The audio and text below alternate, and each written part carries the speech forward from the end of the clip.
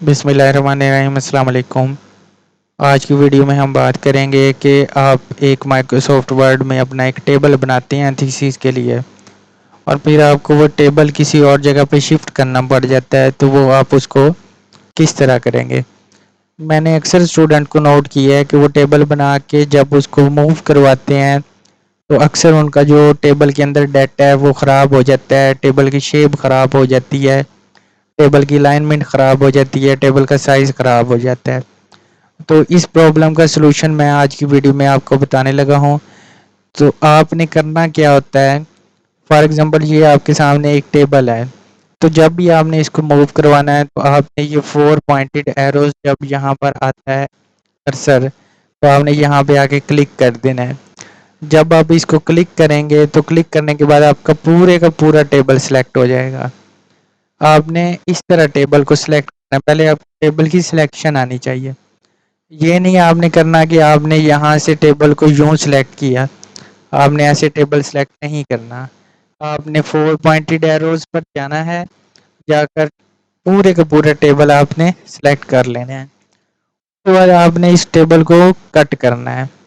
अब आपने जहाँ पे भी जाना है, फॉर एग्जांपल ये हमारा एक पेज है, ये हमारा सेकंड पेज है, ये हमारा जी थर्ड पेज है। अब हम चाहते हैं कि हम इसको थर्ड पेज पर पेस्ट करें और थर्ड पेज के मिड में पेस्ट करें। तो ये हम यहाँ तक अपना कर्सर ले आए हैं, स्पेस देकर ब्लैंक स्पेस हम ऐड करते गए हैं। तो अब हम यहाँ पे इसको पेस्ट कर देंगे, तो ये हमारा टेबल यहाँ पर शिफ्ट हो चुका है।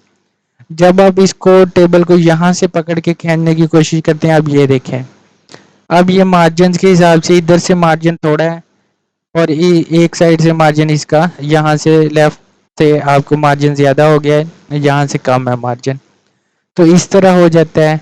या आप टेबल के किसी भी बॉर्डर को पकड़ के उसको खींचने की कोशिश करते हैं, तो उससे देखें क्या होता है, इस तरह आपकी लाइंस जो हैं वो बड़ी हो जाती हैं, पेज ज़्यादा हो जाती है। तो इस तरह आपका टेबल जो है वो ख़राब होता है।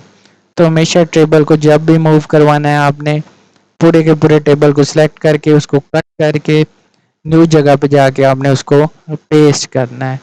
उम्मीद करता हूँ कि ये वीडियो आपके लिए बेनिफिशियल रहेगी। नई वीडियो के साथ फिर आपकी खिदमत में हाजिर होंगे, तब तक के लिए इजाज़त दीजिए। थैंक यू एंड अल्लाह हाफिज़।